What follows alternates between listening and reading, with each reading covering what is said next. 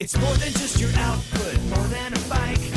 When you hear your shout out, you know it's all right. Put on your magic pants and let's go. We're cruising into the power zone.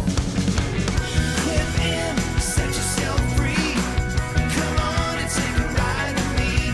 Know what you need to know and what's it all about. Everything you need, it's on the Clip Out.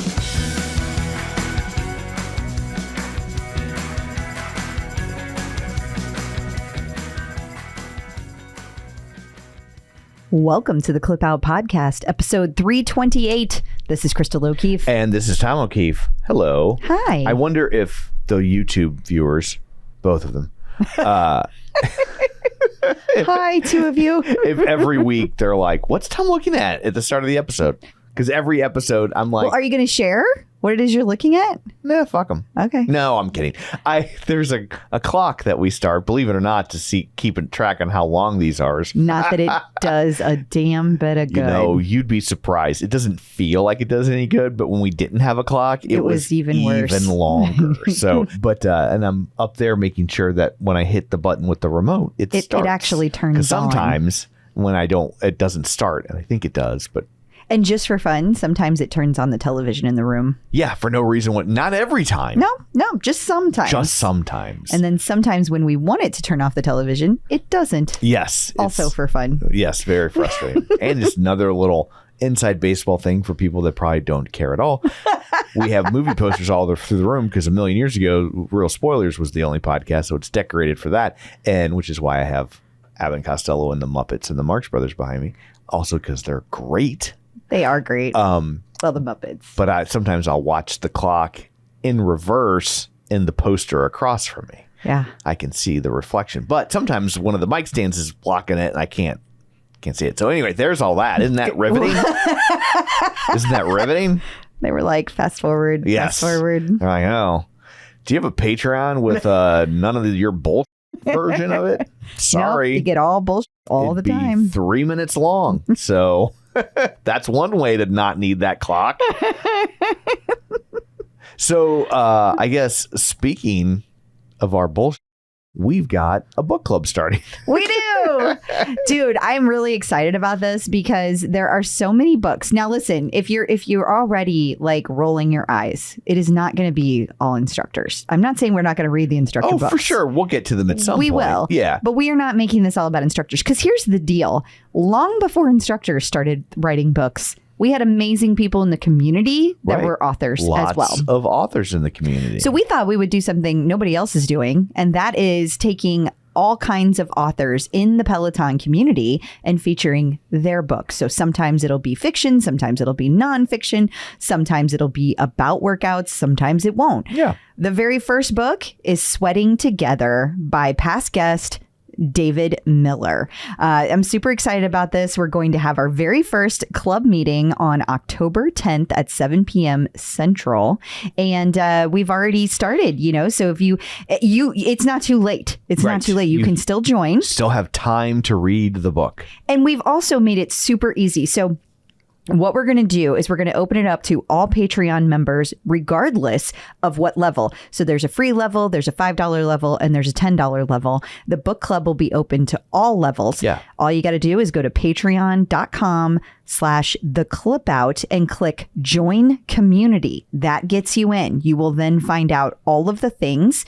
And each week on Tuesdays, we will be posting, here's what you need to do to stay on track. And we will also pose a question to be thinking about for our book club. This particular club, David is joining us. Ooh. How exciting is that? We won't always have the authors. My guess is whenever you get around to XOXO, we probably won't have Cody Rigsby as part of the book club.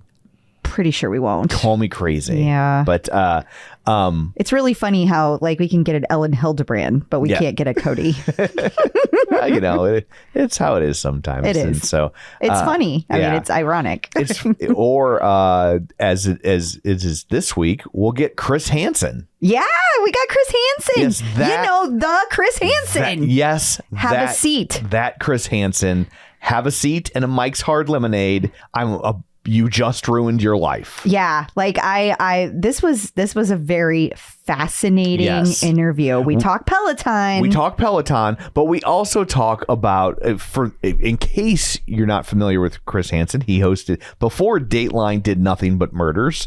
They did a series called To Catch a Predator, where Chris Hansen would catch a predator, catch sexual predators, and they would come to a location ostensibly to engage sexually with a minor, and then surprise, it's Chris Hansen. And so by the way, that's where I was going. Okay. We do talk about things like that. So if that sort of stuff upsets you, either skip it or make sure you're in the right headspace before you listen. Because we don't want I don't feel like it gets graphic, but it certainly is a topic that gets addressed because we talk about To Catch a Predator and what he's doing now, because he still is doing programming like this, just no longer with Dateline. We'll talk about where you can find all that. So, but super excited. He was very nice. So nice.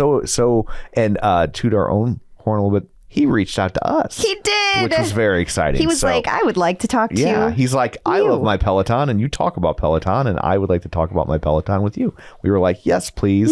So anyway, a fascinating chat with Chris Hansen coming up in the back half of this episode. But before we get to all that, what, pray tell, do you have in store for people? Well, I need to go back over to the list, which means I need to stop showing the screen. So hold on. Okay, so we're going to talk about Peloton Berlin. That is coming up. I can't believe it is coming up so quickly. This year is going by so fast. We're also going to talk about Peloton and eBay, Latin and Hispanic Heritage Month, all kinds of updates coming. And we have a bunch of updates for instructors in the news. We also have a bunch of things that are not included because the list was too long. So if you want to find out what all that is, that's another good reason to join our Patreon. Patreon.com/theclipout. That you will want the $10 tier so you can find all of the things that were clipped from this episode. Did you just horn in on my shameless plugs? I think I did. I'm so sorry. Is that what happened? I took over. Is that what happened? Yeah, I'm sorry. Oh, goodness. Oh. Goodness. You don't even need me anymore. That's not true. I'm leaving. No. So, oh my God. Shameless plugs. Don't forget, we're available on Apple Podcasts. It's my bad dream all over again. Apple Podcasts, Spotify, Google, iHeart, TuneIn, wherever you find a podcast. You can find us while you're there. Be sure and follow us so you never miss an episode. Maybe leave us a review. That's always super helpful. Greatly appreciated. You can find us on... there was a new review this week. There was, but I'm not logged into Apple and I can't go look at it. And so we will read that for people next week. I will say this about Apple. Whenever I enter my password, it tells me it's wrong. No matter what. Until I change the password, and then it lets me in. And then when I get logged out and I enter that password, it tells me it's wrong. Like... This has been ongoing for years. For Apple is the worst. I do not understand people's love of it.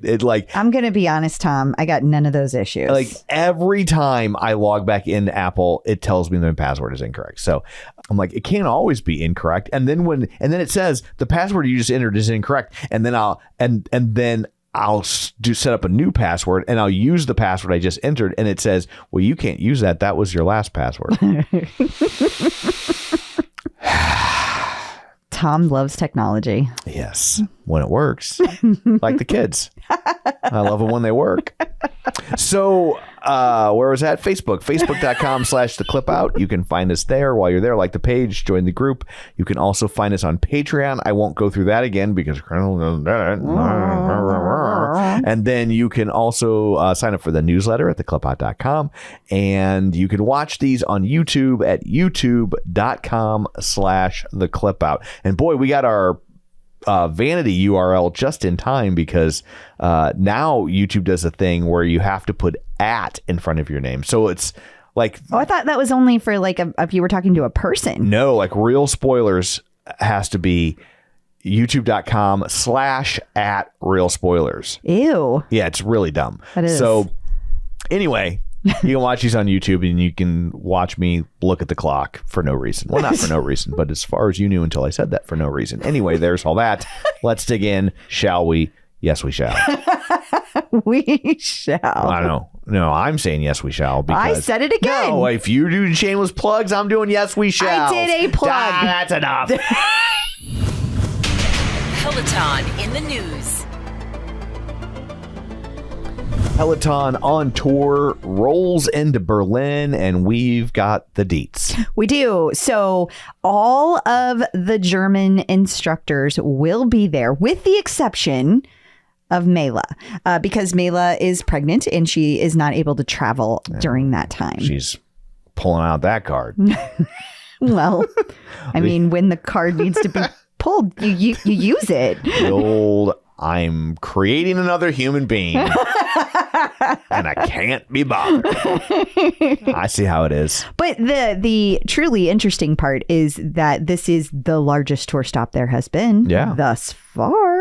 And there will only be one more stop after this. Can you believe? It feels like forever ago we started talking about this. And there were 5 stops, and it seemed like it was going to take forever to go through them. And they've just been zing, zing, zing. Here we go. So Chicago's coming up on October 8th, and then right behind it will be Berlin on October 20th. So 2 in 1 month. It's going to feel very quick. Do you think that this stop will take your breath away?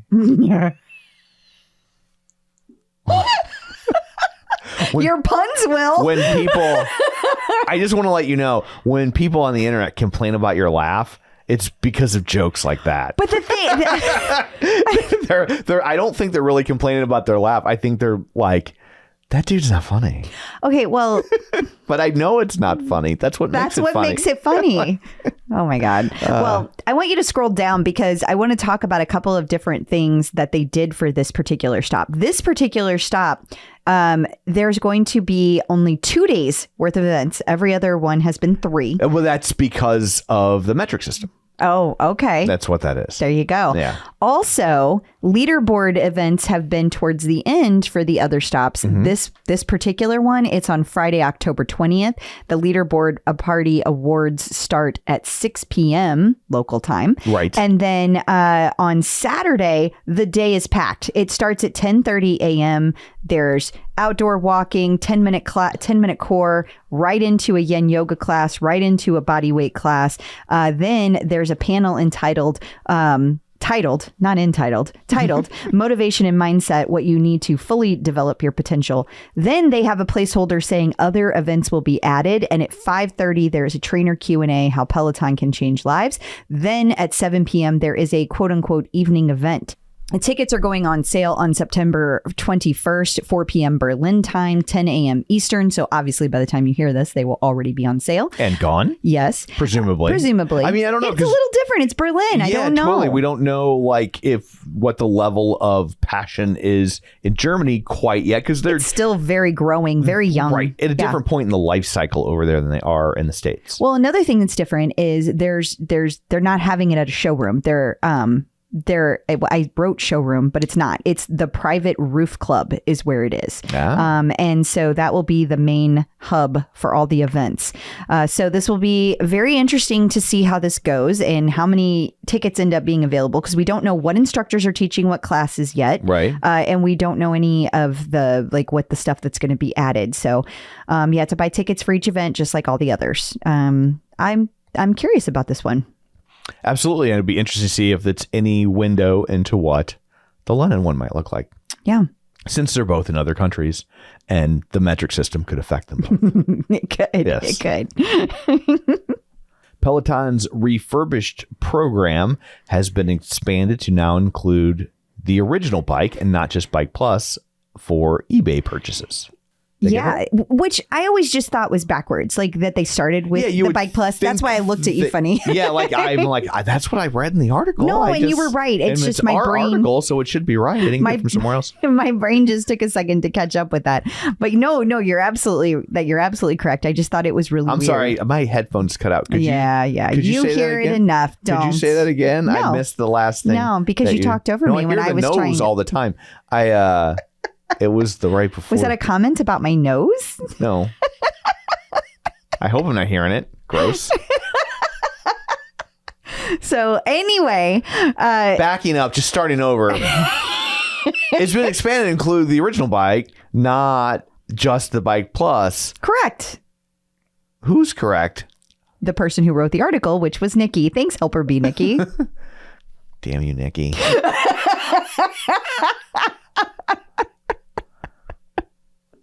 Go on.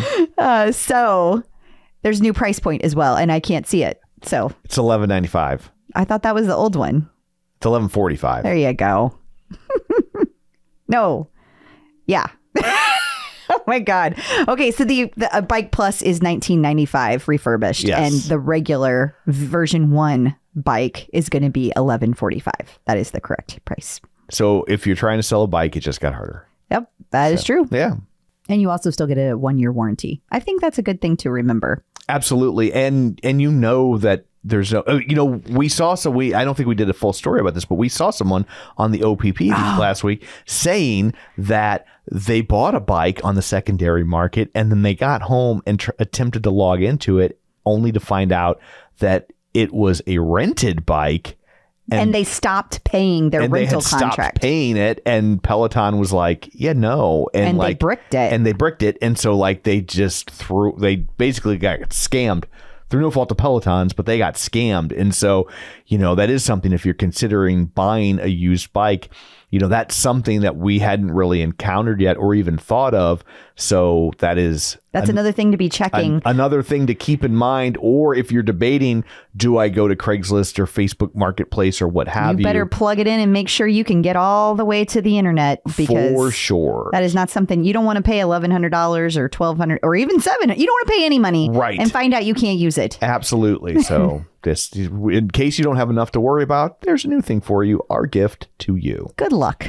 Peloton has kicked off Latin and Hispanic Heritage Month. And for people that are rapidly checking their calendars, just a reminder that this is the one that doesn't run it's not like September. It starts in the middle of September and runs to the middle of October. So. Yeah, they want to celebrate. There's several countries and they're celebrating their independence, and so it runs through that month, that time frame. So that's pretty cool. I love these every month, or every year rather, seeing all of the different disciplines that have new classes. And we've got Latin rows. This will be our first year adding rowing to Latin Heritage Month.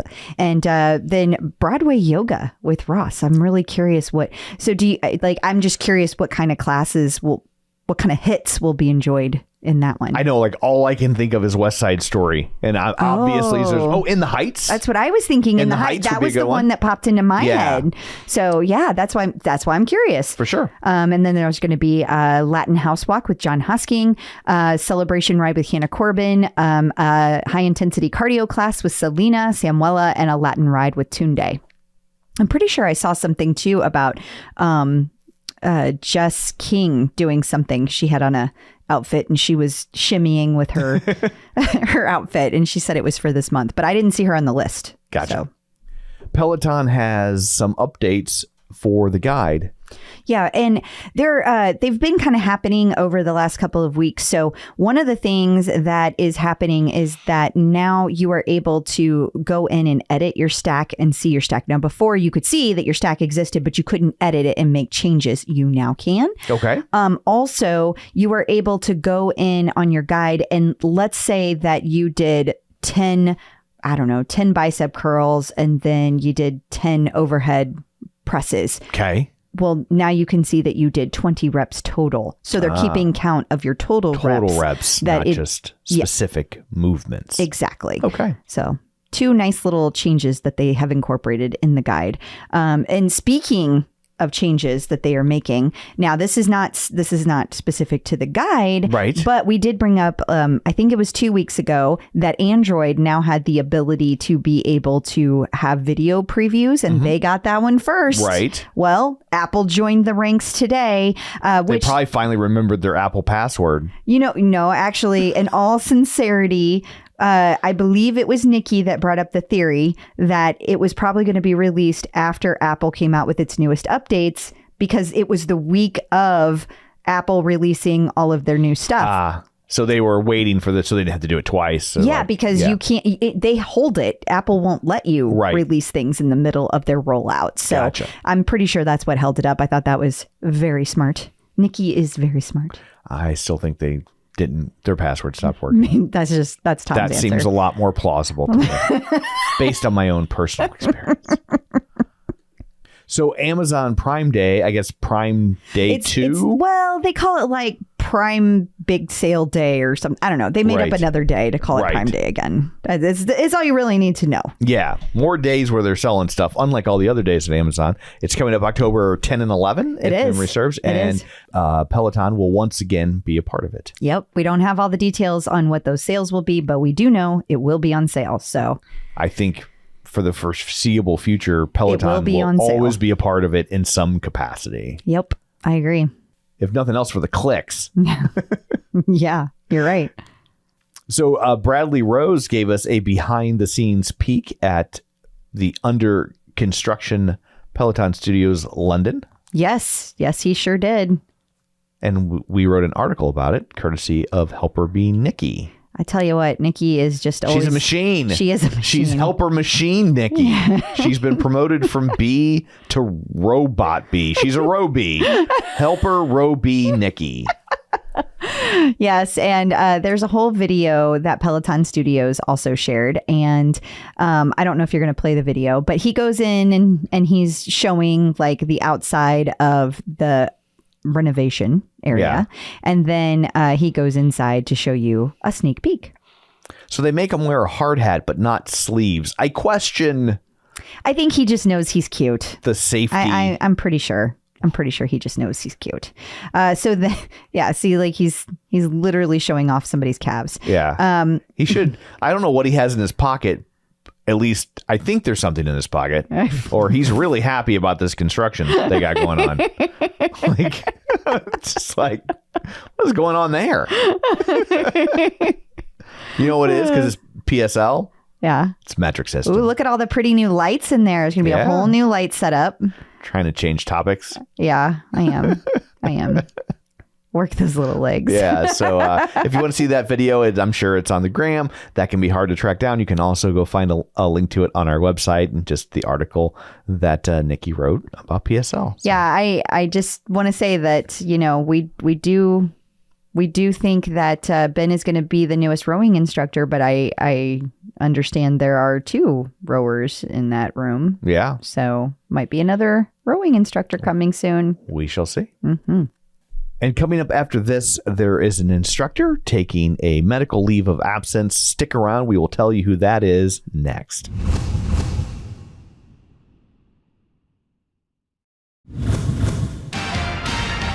Instructors in the news. Marcel Dinkins announced this week that she is taking a break from Peloton to have surgery. Yeah, and it appears to be related to an injury that she did not go into any detail about, at least on her Instagram. Not saying she hasn't since then.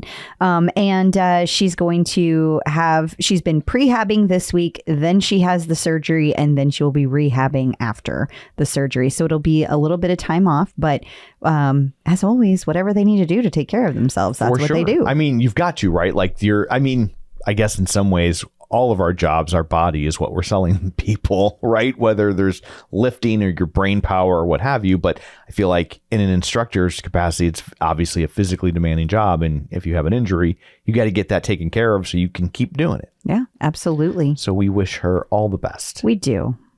Leanne Hainsby was interviewed for Women's Health magazine, and she's going to be on the cover of Women's Health. She was already. She was on the cover. That was what Ben posted the other day. What I feel like was a little bit different about this week's post is that, yes, she was in Women's Health magazine. That was exciting, but she also posted kind of a behind the scenes reel. And this week, she also posted a second thing saying that even though she had breast cancer, the breast cancer is gone. The journey is not over. Right. It's not like you just do a thing and then you're done. Yeah. And I think that's helpful for people to remember, both those going through it and those supporting people going through it. I think that it's important to remember it's not just one and done. It's a whole thing. For sure. I'm sure. Luckily, knock wood, we have not had to deal with anything like that. But I know from your car wreck, there's a lot of after effects of that, just from a trauma standpoint that I'm sure that she's contending with. Absolutely. It just is kind of a reminder of your own mortality that I'm sure is a head F. Absolutely. Especially given that both her and Ben have, they plan to get married, and then he's had cancer, she's had cancer. You know, it's kind of put everything on the back burner, as it should. You know, I mean, you got to focus on your health first. And, but yeah, of course it's going to mess with your head. Absolutely. Some good news for the Canadians, since On Tour didn't go up north. You're going to get to see a couple instructors. Emma Lovewell and Aditi Shah are both heading to Canada. Yeah, they're going to be there on... Wait, there's not a draft, is there? No. They're not fleeing to Canada? Not yet. Okay. We're still only in 2023. Yeah, give it time. Yeah. Yeah. But yes, Emma and Aditi are going to be in Edmonton and Calgary on September 22nd and September 23rd. And that looks like that's going to be a lot of fun visiting the showrooms. And we have some clip out folks that are going to be there, Trish Lalonde specifically. So we will get to hear more about that as well. And speaking of meeting instructors, you can also meet a couple in the Dallas Plano area. Yeah, Jess Sims and Denis Morton are also going to be in Dallas, and it's a Let's Talk event. I just think it's interesting how they have like themes for each one of these, for sure. and they're not just across the board the same. Right. So yeah, you can hang out with Jess and Denis. Also interesting pairing. I don't know. Yeah. You just don't see a lot of Jess and Denis. And there's nothing wrong with it. I'm not like that's bad in any way. It's just you see a lot of Denis and Matt. You see a lot of Denis and other people. I don't know that I've ever seen Jess and Denis. It's fun. Yeah, I'm trying to think. Like, I don't feel like Denis has done a ton of these. He hasn't. Yeah. So and part of that's just the timing of like when he got hired. I think that there was a time frame where, you know, he was one of the newer instructors and they were sending out the more seasoned instructors. And then about the time that it would have been like, oh, we need to start sending you out to all this stuff, COVID hit. Yeah. Yeah. And so, yeah. So do you think we can read anything into the fact that they're going to Plano, Texas, since there are corporate offices in Plano, Texas?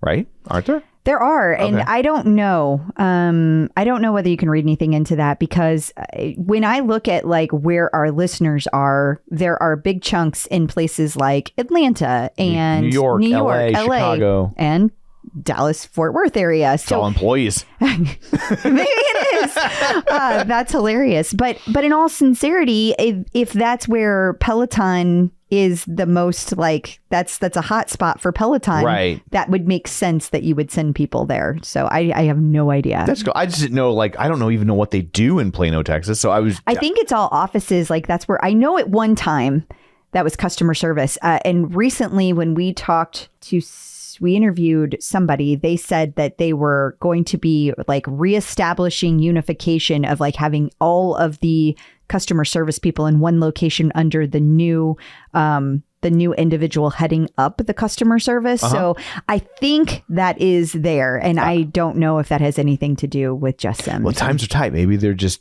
teaching them some other skills. They got to multitask. They're going to send them in there. Instructors are going to start actually just taking the orders. Can you imagine if you called in to complain and Denis Morton answered the phone? Can you imagine? It'd be really embarrassing if you were calling in to complain about Denis Morton. Wouldn't it? Which is I think the resistance was too high on that last class with Denis Morton. And he's like, well, this is Denis Morton. And then he would be like, so yeah. What do you think about that? He would, you know what he would say? Because he is such a class act. He would be like, well, you know what? If it was too much for you, remember, it's your ride and you can change it however you would like to. That's what he would say. Yeah, that sounds about right. Yeah. Jess King is hosting an apparel event. So all sorts of opportunities to meet instructors at various places. Although this one's in New York and you get lots of chances there. So maybe also this the real really news. The real news is this is probably the Brittany Allen event. Like that's the real news here. Okay. Like yeah, Jess King. But you buried the lead. and the reason that's cool, in my opinion, is because really it was Jess King that brought Brittany Allen to Peloton. Into the fold. So it makes sense that they would have her host Absolutely. that. Right. And we don't know that that's what this is, but we think that's what this is because it's an apparel event. We know that, we know they're teasing a Brittany Allen collaboration, so it just feels like this is it. So that's coming up on the 29th. So I think that we can assume if it is the Brittany Allen event, it is very soon. So I hope you are saving your credits, your money, because you're going to need to get whatever that is. Is that for listeners or are you like, Yes. is that self-talk? That was me focusing. Like, okay, we get back on the 30th. You'll be sitting in the American Airlines lounge, getting on the Wi-Fi. Okay. Yeah. Hannah Corbin announced this week that she is going to start auditioning for Broadway roles again. I think Samuel inspired her. I think so too. Yeah. So I guess she's already done some auditions, including for 6. Yeah. So we will, I'm sure, see Hannah Corbin very soon on Broadway. So 6 is the new Blossom-inspired musical, right? No? That's... I don't think so. Oh, I thought it was all about Blossom's best friend. No. And no one under the age of 40 is going to know what the hell you were talking about. Which I think a lot of our listeners grew up watching Blossom. If they knew who Andrea Barber was, they know who Blossom was. I agree with that. So you hush it over there. Okay. I think That was a deep cut. I think listeners will rally around me in support of Blossom. That's what I think. I can't wait to see if you are correct. We will get lots of messages that just say, "Whoa."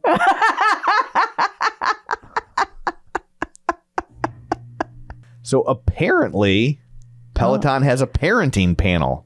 Now they do. I mean, they're gonna. It's happening. Okay. And Becs Gentry's on it. Yeah. I wasn't even trying to make a pun by saying apparently. I was definitely going to tease you about that pun. That was accidental. That was I'm such a comedy genius. Sometimes I'm just like making jokes. I don't even know it. Yeah. I'm just like, I'm in the zone. But a parenting panel. Yeah. Okay.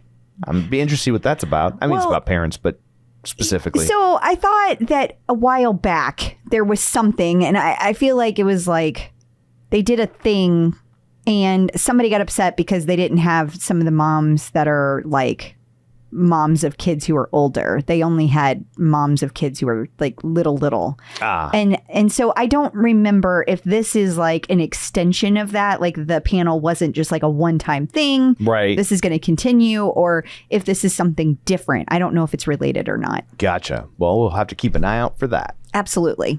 Hey, in case you are curious, Cody Rigsby cares about your orgasms.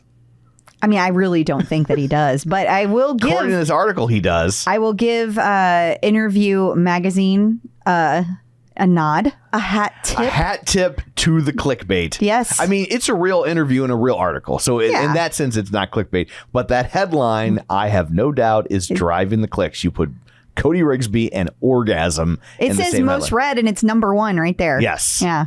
So he beat Good for out you, Interview Magazine. beat out Madonna biographer Mary Gabriel and Mel Ottenberg go deep on the Queen of Pop, which is another way to take care of your orgasms, going true. deep. And just Well, it's for some.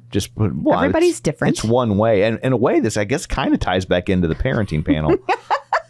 For the boys, at least. Not necessarily for the ladies, but Oh, my word. just saying. Yeah. Well, Look, you put this on the list. This is what you wanted me to do. well. You might have taken it a little further. Oh, no, I haven't. I assure you. This is you holding back. This is me holding back. I can This tell is- by your eyebrows. I'm thinking They are about- up real high. I'm thinking about baseball at this very moment. That's what I'm doing. Well, I mean, according to Cody, he doesn't want you to hold back. Okay. Well, I think he does because you got to hold little. back. You gotta hold back a little. You got to hold back because there, in a perfect world, you want both parties or all three parties, depending on what you're into. However many are However many involved. parties are involved, like you would hopefully they're all reaching that point. Yeah, So together. or sequentially, Whatever. whatever your thing is. Oh, That's what we're saying. this is getting worse by the moment. Or is it getting better? It's getting more awkward. Jermaine Johnson and Susie Chan are celebrating 2 years with Peloton. Yeah, they started on the same day, September 15th. Huge congrats to both. Love them both. Enjoy taking their classes so much. And really glad they are part of Peloton. I'm just toggling back and forth on the tabs to see if it would irritate you and make you yell at me. Well, only the YouTube people are getting the full effect of this. But I'm like, because you wrote an article about both. And so rather than doing them one at a time. This falls under don't bring attention to it and you'll get bored. You know what you should do? Oh, dear. You should join Peloton's parenting panel. Well, I have an older child, so I don't count. Oh, is that how that works? Apparently. Okay. Well, anyway, congratulations to Susie Chan and Jermaine Johnson. It's like, who's Jeremy? I don't know. I call him Jeremy. We're tight like that. Yeah. Yeah. Real close. Are you still really doing this? No, I'm stopping now. Okay. Surprised I did. Coming up after this, we're going to talk to Angelo from MetPro. We have our next batch of questions for Angelo come almost exclusively from teachers. And the first teacher is curious how to get high protein snacks, but get them quickly because she's got to eat them in between class or sneak them while the kids are distracted. So and she can't step away to pee. So also that got to deal with that just too. Makes my heart palpitate. I know. Being blocked from peeing. So anyway, we're going to cover all that coming up next.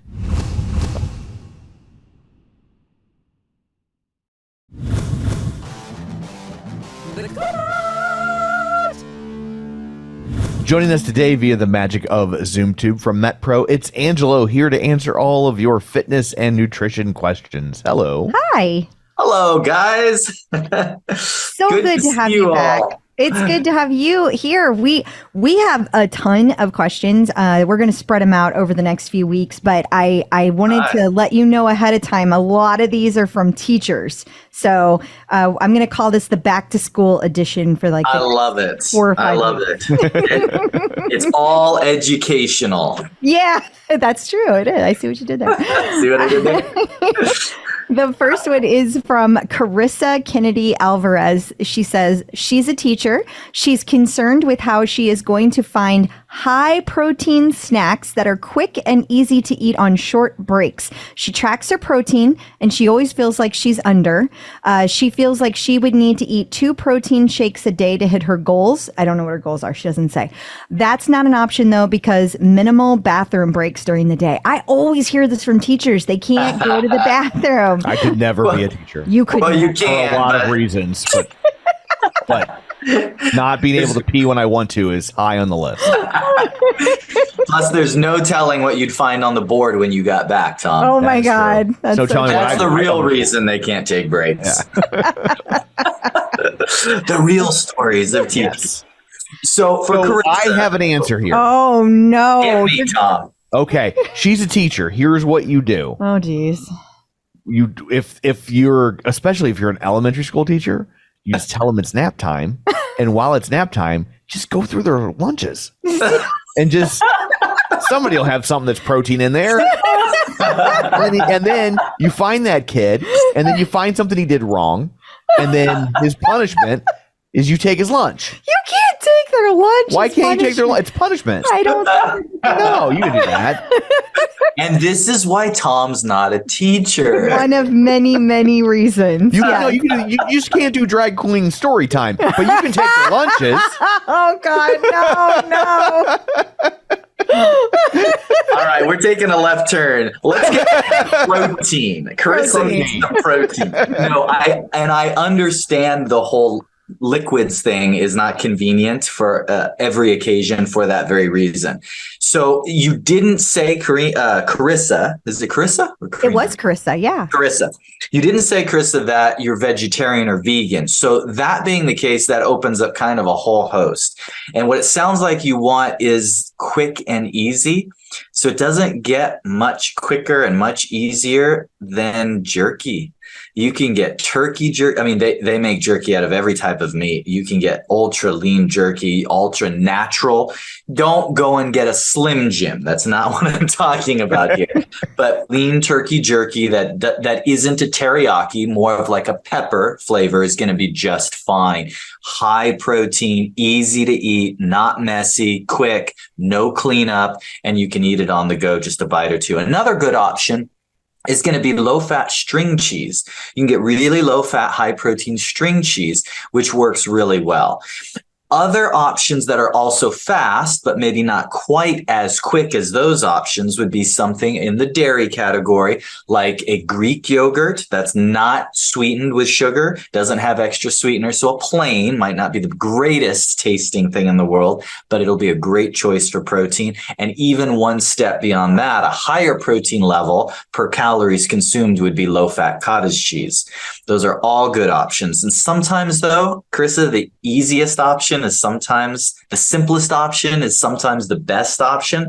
What I tell a lot of my clients to do is if you're going to eat 4 ounces, 5 ounces of protein at lunch, make 7 or 8 ounces. So you have just enough for a couple bites for a snack. Pair that with a piece of fruit. You have a great grab and go snack, and it's super easy. And you can still, Carissa, get those protein shakes. That's great. Just do a protein shake perhaps in the morning or make that before bed to get a little bit of extra protein in. But even a few ounces of lean meat will give you quick access to protein. And if you do want some protein that comes from plant-based, you always have options like nuts, seeds, tofu. And there are some protein supplements that are vegan-based, but that's probably not quick and easy for what you're looking for. But hopefully something in there, Crystal, will give you an idea of what to do. Lots of great options. Yeah. Or find a kid who likes beef jerky. Tom's still on that. Yeah. I know. Oh, I just know teachers aren't very well paid. Right, so you're just trying to help. Always looking for ways to save a little money. Always looking out for the teacher. I get it. You trick a kid to bring beef jerky. You ground that kid. Boom. Free beef jerky. Super helpful, Yes. Tom. Super helpful. That's what I'm here for. Yeah. So if people would like advice like yours, because they know where to find me. Yeah. But if they want advice like yours, if they want to go the safe route, Safe route. yeah, where can they find you? They can go to metpro.co/TCO. Wonderful. Awesome. Thank you. Thanks, guys. Peloton celebrity sightings. Ashton Kutcher has found himself in a bit of controversy over the last week. Him and his wife, Mila Kunis, they had written a letter to the court in support of Danny Masterson. And for those of you not following this story, just real quick updates. Danny Masterson had been arrested and tried for rape. He was found guilty. And during the sentencing phase, they were apparently asked if they would write letters To support him. basically saying that, like, this is the Danny Masterson we knew, and they did. And then that came out, and people were outraged, in my opinion, rightfully so, especially given that Ashton Kutcher, he has famously fronted an anti-human trafficking charity for years, and they've done a lot of great work from what I can gather. So this was very tone deaf. And we tell you all that because someone wrote an article this week, Radar Online, about how at this point in time anyway, all the Ashton Kutcher Our Future Selves classes are still available on the Peloton platform. Well, for what it's worth, I think they should remain. I think they should too, even though I think that was definitely tone deaf, and I don't think you should have done it. Like, I also think that I don't know if it necessarily rises to the level of career ending. I also think as a culture, we actually talk about this a little bit with Chris Hansen coming up. Let me just say my part, and then you can go on your diatribe, because you interrupted my sentence there. Mansplaining. But all I was going to say was that Ashton resigned from Our Future Selves as chairman. And the reason that I think that these classes should stay is because he resigned, and it's still a good organization, and it's still doing a lot of good. And Peloton having those classes out there does not change any of that. Yeah. So that's all I was going to say. For sure. And I was just going to say, I think that this is a problem as a culture we have, is that we're all against the things like this in the abstract. But when someone that we know does something like this, there's such cognitive dissonance about who they are. Like I'm sure the Danny Masterson he knew doesn't seem like he'd be that same guy. And that's the problem. Right? It is the problem. And so it's like the sooner we can start wrapping our head around this and be like, you need to stop defending, especially at this point in the process. He's been convicted. right? So at this point in the process, I think, the right answer was like, just do what you're going to do. Yeah. To the courts, that is. Right. Yeah. Peloton artist collaborations. The latest artist series will spotlight Janet Jackson. Yeah, this one starts next week on the 28th.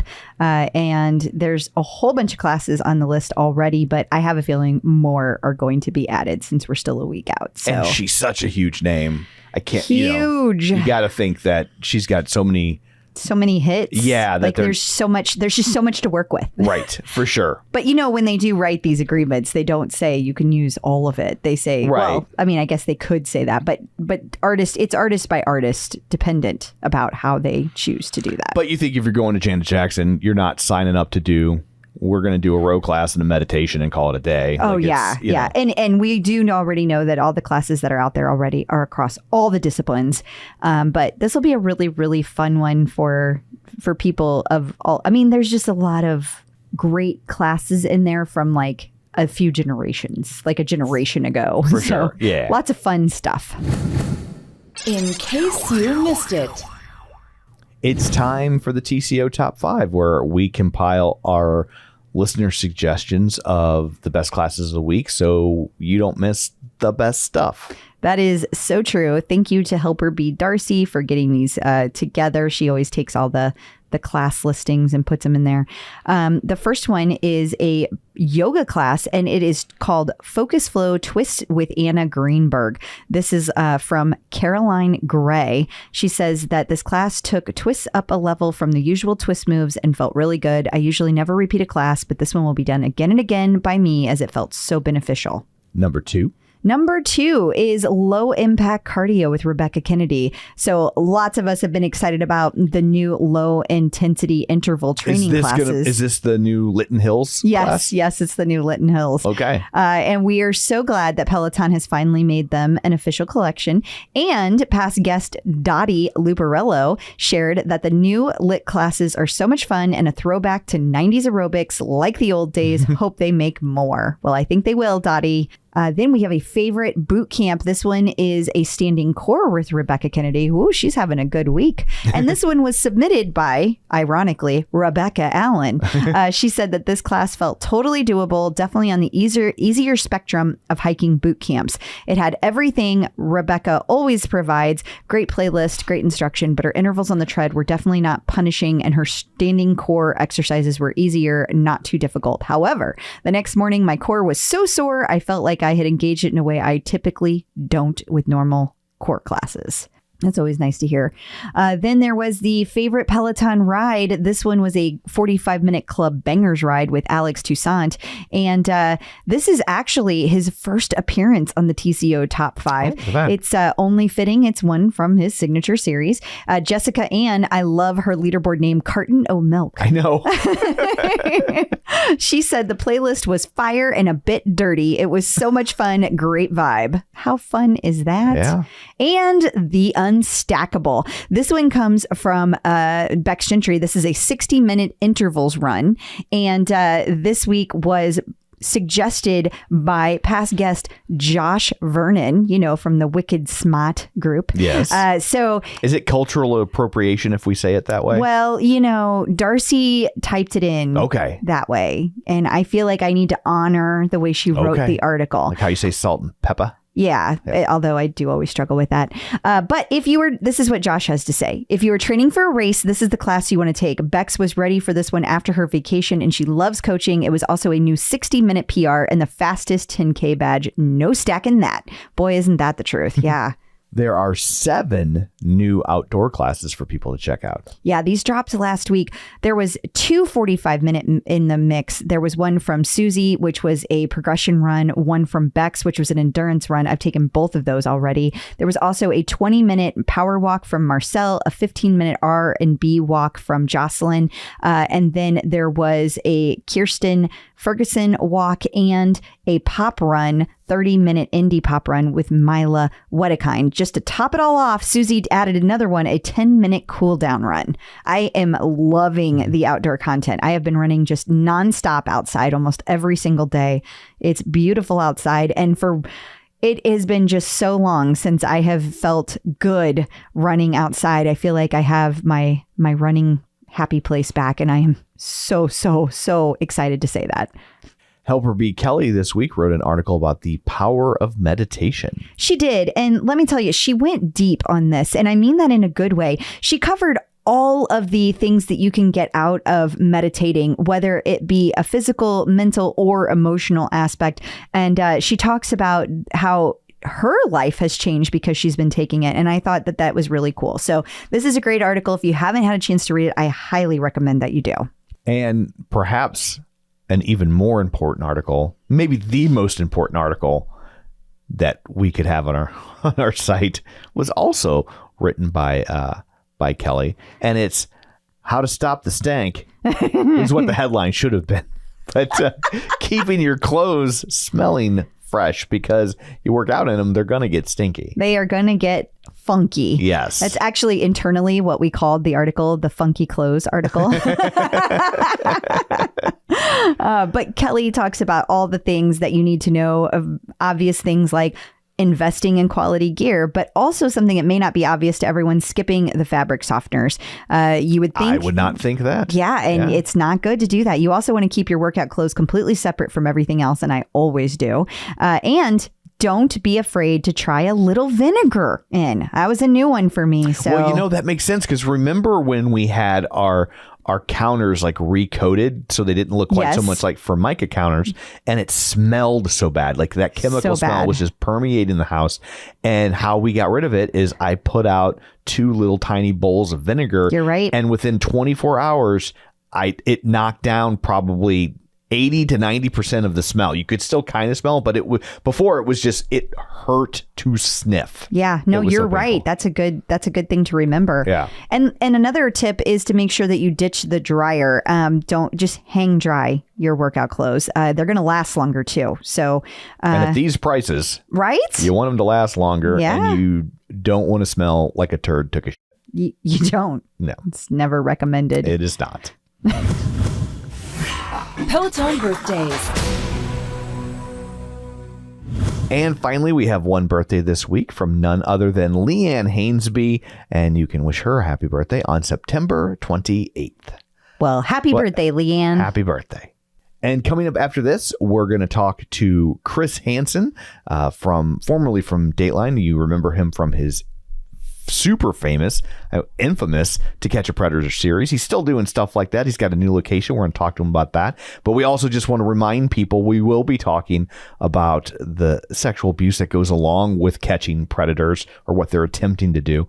And so we just want to give everybody a trigger warning. If you don't have the bandwidth for that, you can skip this one or wait until you do. We just don't want to surprise you with it. So we will be talking to the Chris Hansen coming up after this.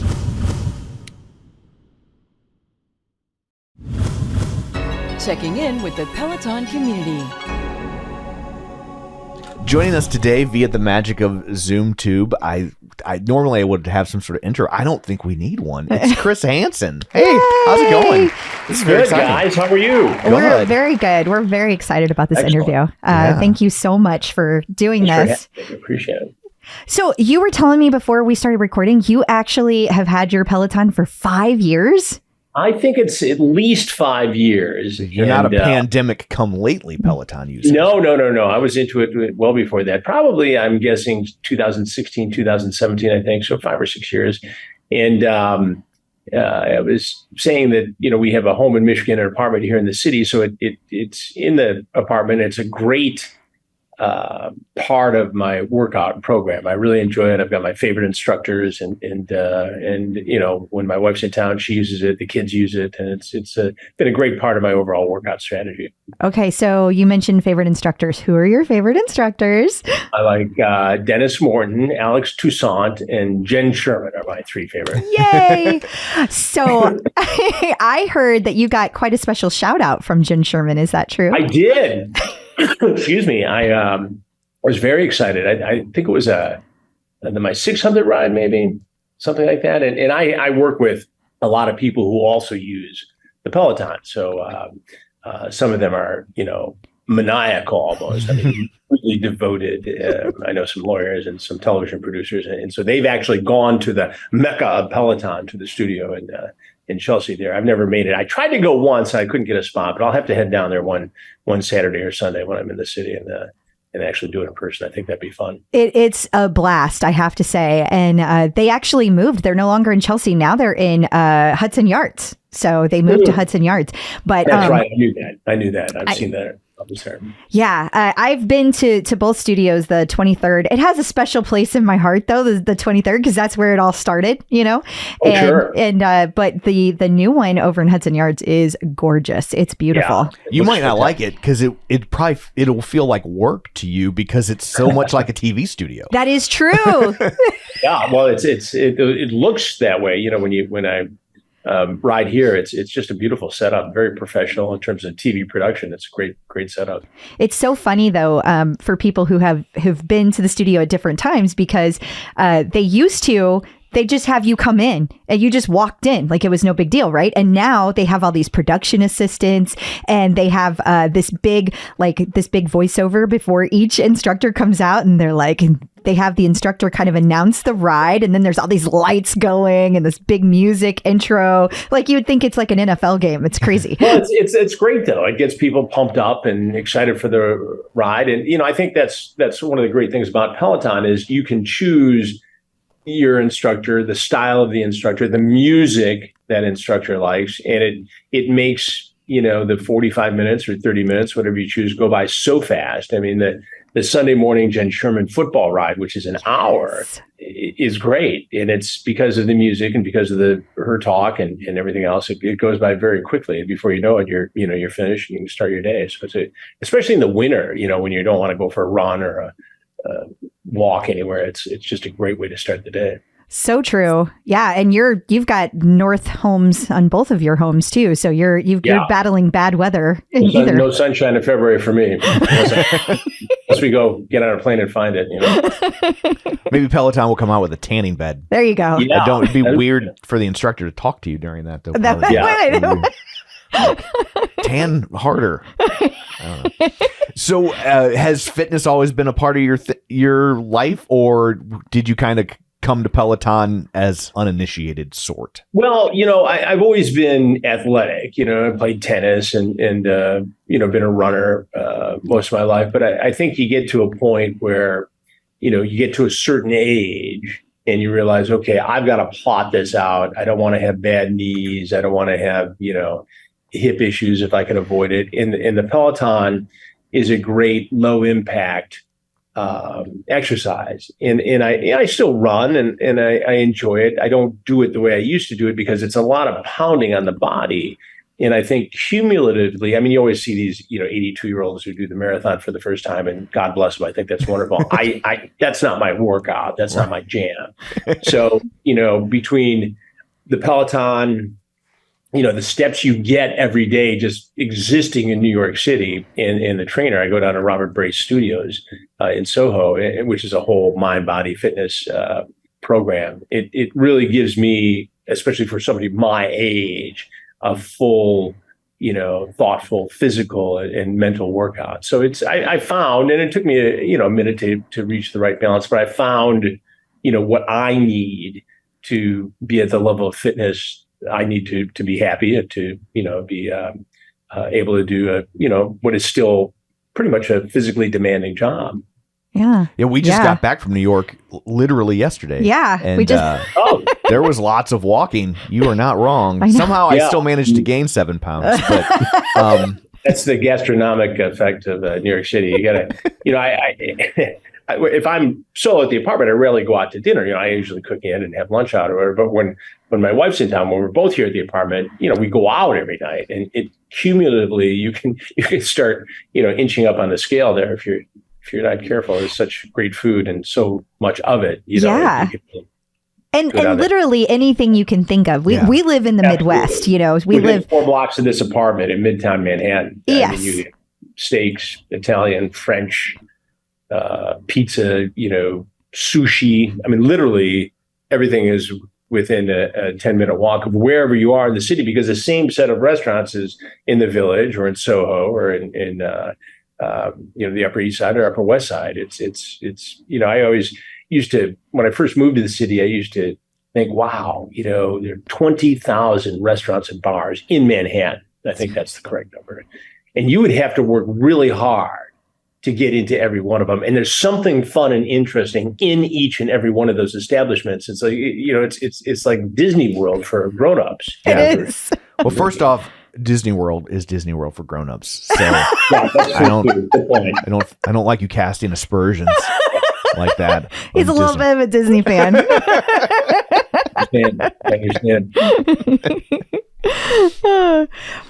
So I was curious though, when you mentioned the place that you do your training and you said it's like the whole mind body fitness. I'm kind of curious what the mind aspect is of that. Like, do you mean things like meditations and stuff like that, or do they do something different? They do meditations, and I don't want to pretend that I know all about meditation, because I don't. I've done it a few times, but it's more of a thoughtful approach, one-on-one training. So Robert Brace is a former ballet performer of quite some note, and came to this country from Britain years ago, from London, and was a pastor in Harlem. And then he developed this program for physical fitness, and he does a lot of on air and television personalities and authors and things. So he's got this very interesting crowd of people there. And the energy sort of just feeds off of each other. There are other clients there who do engage more in the, meditative part of it. I mostly focus on the physical nature of it, but within that, because of who the instructors are, Robert being at the top of the list, you do get that immersive effect of sort of a pastoral approach to fitness, and it's thoughtful and it's tailored for every client there. So what I do may not be what somebody who's 35 would do, but it works for me. So it's to me, if I'm not traveling, and I'll do a remote class, or and the great thing about Peloton, in addition to that, is that most of the hotels where I try to stay, at least when I'm traveling for stories, they have a Peloton. So you just log right into your account and off you go. So in the worst case scenario, you get 30 minutes on the Peloton, which is a great day. Yeah. And it to me, especially dealing with the kinds of stories I do, the kinds of investigative crime related things, it's good to clear the head in the morning and start the day fresh. And to me, anyway, there's nothing that does that better than, physical fitness and having a routine and, getting on the subway, going down there, getting your coffee on the way. You have to time everything just right. And you walk in and, you may not be all into it every single morning, but you feel pretty darn good when you finish. It's just like the Peloton bike. You get off and you feel great. Okay, I did that. Now let's get on with the day, Yes. I love that. And Tom and I talk about all the time that those workouts that you don't feel like doing are the ones that are the most important. So those days. Oh, you have to, because you got to push yourself, because you're going to sit on the couch all day, or right. Get some gelato at the corner. I mean, that's all good as long as you do the Peloton or the workout along with it. Yeah, the ones where it comes easy are easy. It's the hard ones that are even if they're at the end of the day they didn't burn as many calories or whatever your goal is, they're still like those are the ones that are connecting the dots between the good ones. So right, and you crucial. See, I follow obituaries. I think they're interesting, and they're a historical keeping of people's interesting lives, especially in the New York Times and Washington Post and some of the other papers I follow. But it's remarkable how active people are living well into their 70s and 80s now. And I think the key to it is to keep moving. There's always the bad luck, as with Jimmy Buffett, who sadly had a rare form of, cancer that took him, or any of the other folks recently over the weekend who passed away far too young. But, routinely, I mean, look at Jagger, it turned 80. He's not slowing down, and so many other people that I see. Dick Van Dyke. Well, yeah. What is he, 100 now? I think he's 97. Getting up there. Yeah. Bob Barker. He seemed to be very fit. He was 99, got as close to 100 as you could without going over. And you don't have to be a marathon runner to do it. I think you just have to keep moving. And if in the process of your physical fitness workout regimen that it ignites your mind or cleanses your mind to go do what you do. I mean, I think that's the key to it. I mean, anybody can get a bad break and a bad genetic turn and have, horrible disease, and you can't control that. But to the extent that you can control, the quality of your life, barring anything unforeseen, you have to do it. I mean, it's just a better way of living. Yeah. Well, and you had mentioned about, clearing your head because of what you do. And a journalist by their very nature is typically reporting bad news, right? That's typically that's 80% of news. But what you've kind of ended up focusing on is, I think, exceptionally dark, even for the world of journalists. So how do you contend with stuff like that? That's a lot of grossness. Well, it's also, it arouses my curiosity as to what makes these guys tick. So if it's a predator investigation where we're doing a sting, as we do virtually every month in, a different part of the country, you're getting into the mind of a predator. You're trying to understand why they do what they do. And you're creating awareness and a dialogue that perhaps didn't exist before. One of the things that I've come to learn over 40 years of being a journalist is you can't prevent crime from happening all the time. Right. You can't lock every criminal up for life. And so it comes down to educating our children, in the case of these predators online, and everyone in society in terms of the other kinds of crimes we cover, to understand the way these guys' minds work. And the better you can understand the mind of a predator and hear the voice of a victim, the better chances are that you prevent another person from becoming a victim. And again, people can tune in and tune out based upon their interest in the subject matter. But I think overall, we put so much information out there that people are going to be smarter and be able to protect themselves better. I mean, I get that, especially in the case of the Predator franchise, some people are watching it because it's this collision of, good and evil. These stories are as old as the Bible. It's watching the commission of a felony in real time. And there are undeniably darkly humorous moments, right? And you have to tip your hat to that. It's why it's become such a social media obsession. We're into our third generation of followers, and the people who listen to my podcast and watch True Blue are very loyal viewers and listeners. And so they are caught up in this concept. I mean, we've got just the Predator material alone has some 5 billion views on YouTube and other social media platforms. Wow. So, there's a great interest in it. It's become a iconic thing in the social media world. And so, you use that for goodness. It creates a lot of access for me to cover virtually any kind of story I want. It also allows people to reach out to me with their story ideas, some of which we actually turn into documentaries and series. So it's this very close relationship with the audience because I stick my neck out there. Yeah.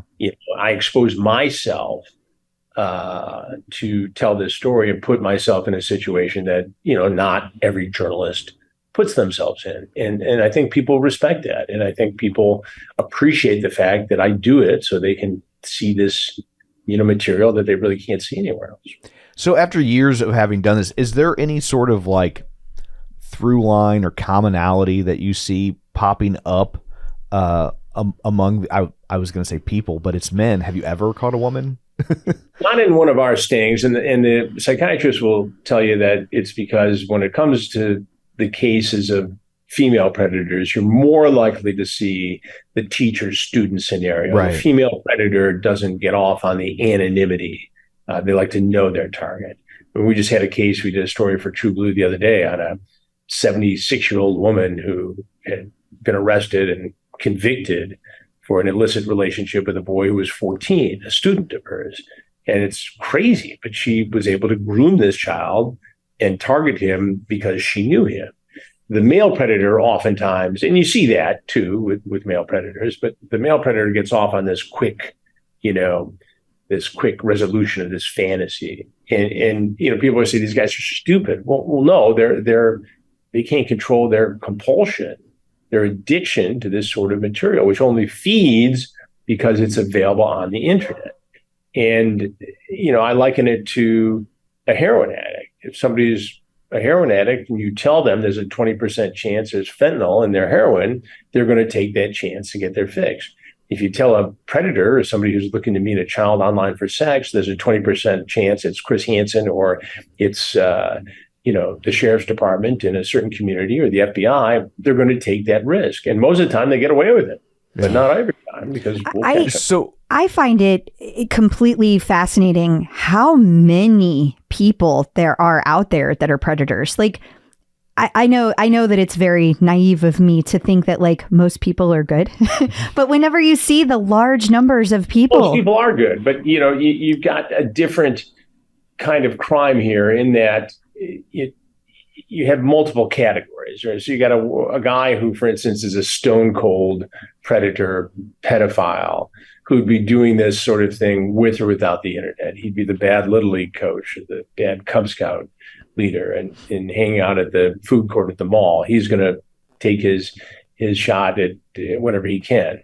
And then there are the younger guys who are perhaps forming addictions to social media platforms, and they say things online they wouldn't say in person. They're socially inept, and this is their only way to reach out.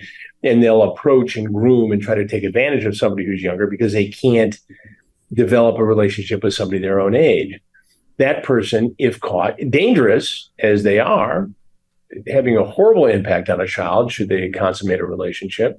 Some of those guys can be rehabilitated. They can be given probation and treatment in an intensive therapy setting and probably not offend. And then you've got this group in the middle, these guys who have a predilection towards this activity, but wouldn't be acting upon it without the access and the addictive nature and the ability to get on the internet, 24 hours a day. And they develop these compulsions and obsessions. And the next thing you know, the guy who's a cop or a doctor or, a city councilman is knocking on our door trying to meet a kid. I mean, the latest thing we did a couple of weeks ago, we were up in Marquette, Michigan, the Upper Peninsula, in a northern paradise on the shores of Lake Superior. Gorgeous area. People go there for mountain biking and fishing and kayaking, and it's a lovely area. But yet in 3 days, we had 7 men show up, ranging in age from 18 to 67, to have sex with a teenage boy or girl. And so it shows you that it can happen and does happen virtually anywhere. And sometimes it's in these smaller communities where the people think there's not a chance in the world they're going to get caught. And they think they can get away with it. We had guys, trying to coax this girl out of the house into the woods, talking about what all they have in their pickup truck, and like that's going to appeal to a teenage girl. And finally, their drive is so strong that they walk into the house against what they would say earlier because they're afraid, because they know it's wrong. But this compulsion to close the deal with a child is overwhelming. And they walk in and they talk to me because it's in some cases a situation where they've seen the show before. Right. And they know that it's time to sit down and talk to Chris on the couch or in the bar stool. I guess it's a cathartic. Well, in some cases it is. They want to get it out of their system. I had a guy tell me, a couple months ago that Satan made him do it. And he was going to get on the phone and call his wife and confess to the whole thing in front of our camera. She didn't pick up. Thankfully for her, I suppose. Yeah. He was going to get off his chest right then and there. It's fascinating to me, like how oftentimes the cognitive dissonance at play with some of these men in terms of that they'll even tell the girl or what they think is a young girl that they're talking to, there are bad guys out there.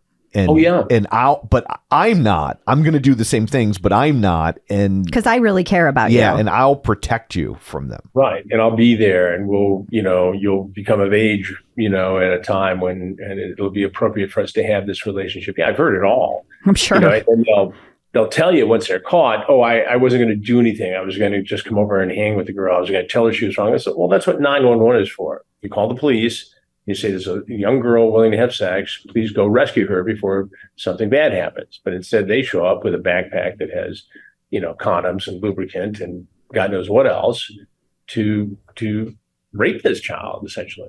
Yeah. Have you ever heard a story in those moments where you thought maybe this guy was telling the truth? I mean, I don't feel I'm like sure out of the hundreds and hundreds of predators I've caught, I'm sure there are cases where it was this guy's first time. I'm certain of it.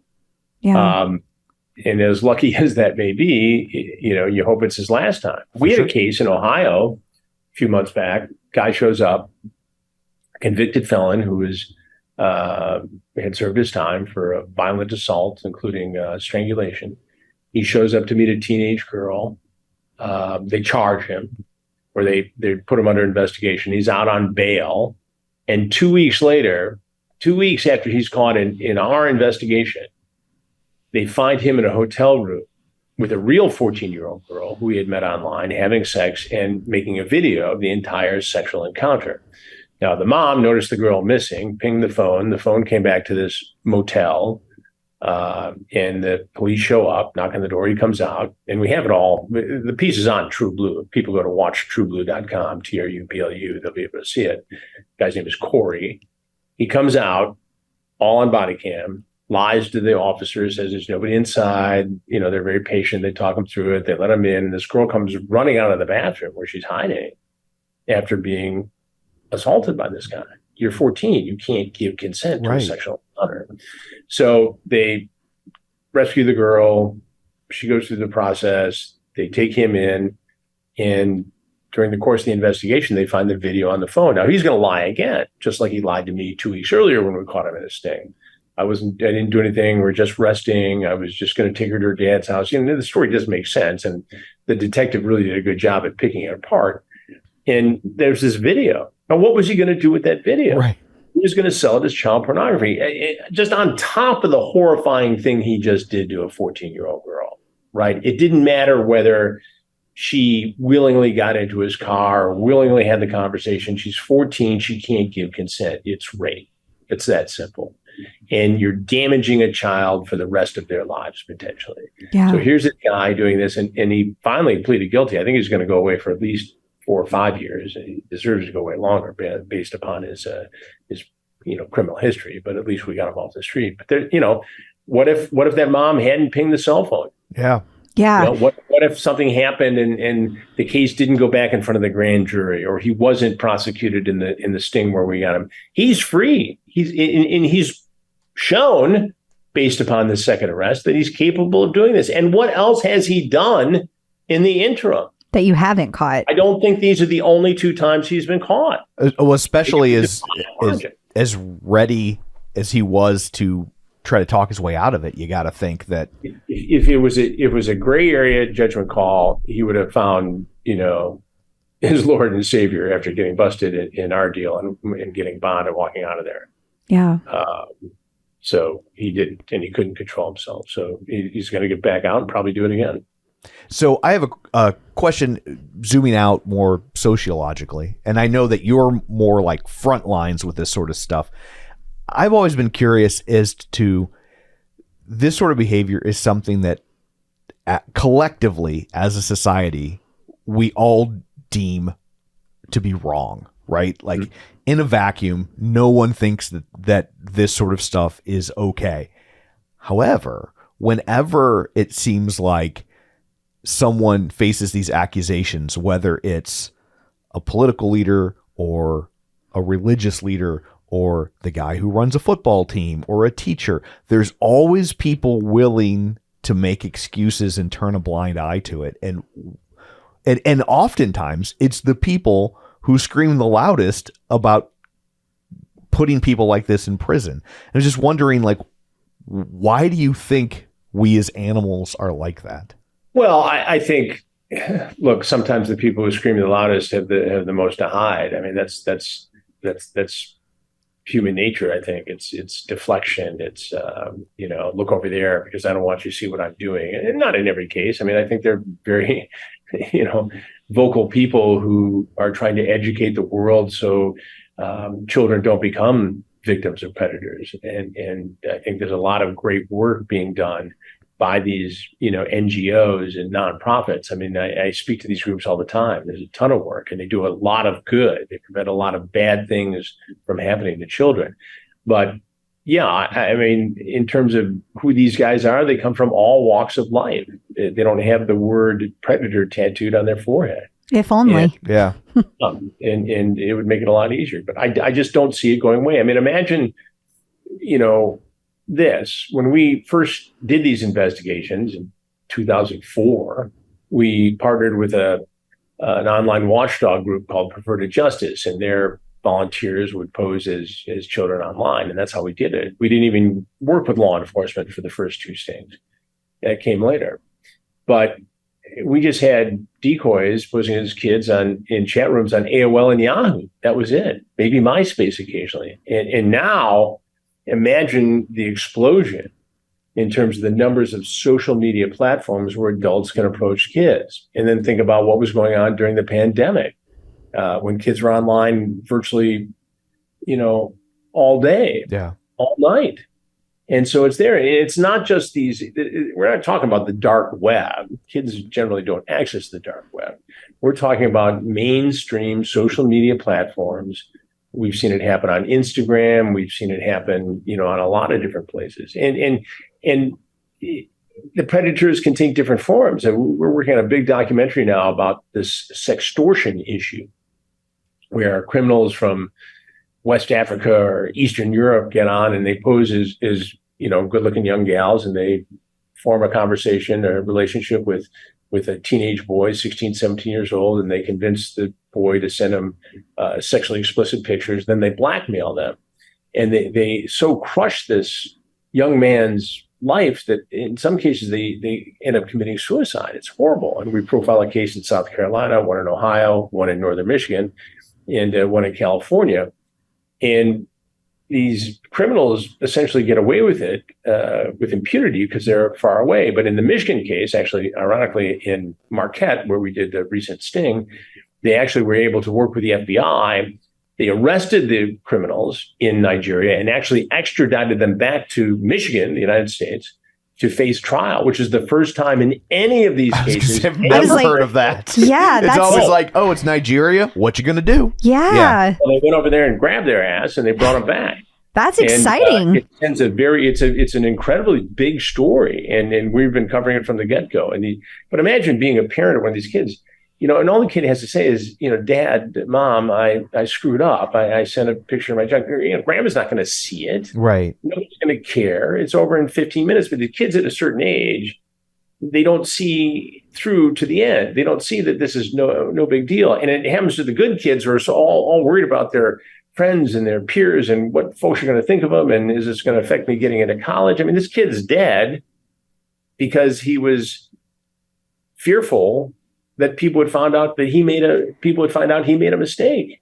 This kid should be starting a sophomore year of college, but instead he killed himself out of shame because he was such a good kid. And these criminals, half a world away, should be prosecuted for murder. They should. They were able, through technology, to sneak inside a home where normally doors don't have to be locked and kill a kid, force a kid to kill himself. And it's shocking. But this is the sort of story that we go after because we can tell it in a way nobody else can tell it. And we form these relationships with the parents and the survivors. And so we not only do the story for True Blue, we'll do it for other platforms, and then we'll create a special documentary to hand out free to junior highs and high schools across the country so that we can, create some sense of awareness and maybe prevent another young man or young woman from doing this. Mostly it affects young men, but that's the kind of impact that we're efforting through this new streaming crime network. And that's good because, honestly, there isn't a whole lot of research from the medical community on things like this because, it's got to be difficult to go look for a grant by saying I want to help people who hurt children. People don't hear the part about I'm going to make them not do it anymore. People are quick to go, there's no fixing them. You're weird for wanting to try. Yeah. Well, it's look, there's a lot of, as I mentioned, there's a lot of good work out there being done and a lot of funds being raised for it, a lot of government money being used for it. I mean, it's there, it's a huge issue. For sure. If it can happen to this nice family, the ideal family in Marquette, and it can happen to the son of a state legislator in South Carolina and to a loving, caring mom in San Jose. We sat in the San Jose Police Department, and in the 2 days we were there for the story, they had 4 reports of sextortion in just the time we were around. Not suicides, but sextortion. Right. It happens all the time. What exactly was the catalyst that made you go from journalist to this specific type of journalism? Well, I think, we had always done, or I had always tried to do, even in local news, investigative stuff, or, what I more accurately call, I think, enterprise reporting, where you just try to take it to the next level. And, very early on, before we had the technology to, use hidden cameras, we did the best we could to, infiltrate to, a drug gang, because we found home videos in a drug raid, with the authorities, and we were able to get those, take people inside what it was like to be a part of this drug gang in Detroit. And you see how impactful that is. And so you start to figure out ways to be more creative and enterprising in reporting, and it evolves into going overseas. And we did a story at Dateline that I still look at as one of my biggest moments was a team of producers at an NGO infiltrated brothels, exploiting 6, 7, 8-year-old kids being abused by American and Western European tourists. And we went in there posing as tourists and showed all this and showed the bust. And then, counterfeit pharmaceuticals in China. How does that happen? And you partner with one of the pharmaceutical companies in law enforcement to get access there. And, it rolls on to all these different topics. And then you do the child predator stings. And that, obviously has resonated with our viewers around the world for a lot of different reasons. And then when you realize that, then you want to go back and look at all these cases, which is what I do with the podcast, Predators I've Caught. We go back, for 20 years, and where are they now? What did they do? What do we know about them now that we didn't know? And where are they? Are they lurking about still? So, have any of them gone on to be law-abiding citizens? Yeah, I think, a lot of them have, or at least have not done anything we found out about. But I think a lot of guys get caught, get scared straight. Some don't. Some have been in and out of trouble for years and years since getting caught. And they can't seem to live their life without violating the terms of their probation. But at least in those cases, and the sentencing is all over the board. Some jurisdictions, it's very strict sentencing guidelines, and some it's looser. But at least people are aware that this happened, and many of these guys at least have to register as a sex offender. And now we know, where that human is, and that human's got to check in, and it provides some sense of security that at least, they're on somebody's radar. I have a question. Do you ever set up one of these stings and it's just a slow night? Nothing happens. Does that ever really? Because well, that brings us comfort. It does. It does. There are slow nights. We also hear in the chat, is this a Chris Hansen thing, or is it a so and so thing? And the decoy says, "Who's that?" And usually they come anyway. You think that'd be a deterrent, but yeah, I mean, we have we do these things for a number of days in a row, and sometimes 5 guys will show up in one night. And sometimes none show up. There's a rhythm to each one of them. And so, there's no formula. And I suppose, I joke with Sean Reck, who's my partner at True Blue. I said, if nobody shows up anymore, we can just go to Italy and do cooking shows. We're going to wrap up a good television career. Yeah, they're handing those out like candy. So, do you remember the first time someone sat down and recognized you? In a catch a predator type situation. I mean, it wasn't too far into it. I'm almost positive it was in our third investigation, which was in Riverside, California. And 2 things were striking out of that. Well, first of all, 51 guys showed up in 3 days, which was just shocking to me. Whoa. But we had, for the first time, a guy who drove by the house, saw police activity, which was the arrest of a previous visitor. And the decoy said, there was neighbors that got busted in a drug thing. Came back and walked in the house, got busted. And then that was the first time somebody said, I've seen the story. I know what this is about. I've seen the show. I'm like, well, why are you here? That's Then why did you show amazing. up? So on a lighter note, I just have to know, did Mike's Hard Lemonade do something to upset you? Like, why was it always Mike's Hard Lemonade? Funny story. A friend of mine at the time worked for one of the big companies that had the competitor to Mike's Hard Lemonade. And he joked one time in a board meeting with corporate officials that because he was college buddies with Chris Hansen, they used Mike's Hard Lemonade and not stir up on. We actually got a letter from the lawyers, and nobody set out to use Mike's Hard Lemonade. It just sort of was one of those things that I always took it as you wanted something hyper specific for them to bring to show intent. We do that. We do it. We might ask for a certain kind of soft drink or soda pop or something, because if you ask whether it's a dessert or a fast food or a milkshake we used in one of those things, it shows intent. The guy says, well, I wasn't coming over there, or what, it was a mistake, or I had the wrong address, or I was going to cut the lawn or whatever. Well, you had this conversation. You said you're going to bring condoms. You said you're going to bring Mike's Hard Lemonade, and you brought it. Right. French fries, whatever it is, a pizza, for Planet Pizza. But I think we got a letter once from the lawyers at Mike's Hard Lemonade, and we just told the decoys, don't be specific. But we didn't set out to use it. It just, I don't know whether it got brought up by a decoy first, or whether it was offered by a predator. I don't honestly remember how it started, but it did become a thing. Well, it sounds like the sort of thing that an underage person would drink. When I was a kid, it was Boone's Farm. Right. Every generation had their own, entry level alcohol. Right. That tastes good, so young people would try it. Yeah, peppermint schnapps. Right. You didn't start drinking with, Doers on the Rocks. Yes. Something softer. Yeah. So, I guess before we let you go, we should bring it back around to Peloton and just ask, one, do you have any advice for people just entering the world of Peloton? Well, I think, look, Peloton, like, my training at Robert Brace Studios, it is a lifestyle. And I think whether it's the bike or whether it's the treadmill or whether it's, the rowing machine, I think it's all part of a mind, body, awareness exercise routine that is very helpful. It's something that can be done in the comfort of your own home. It's something that can be done in a gym, in a hotel, if you're a guy or a woman who travels. So I think it's great because there's a community involved with it.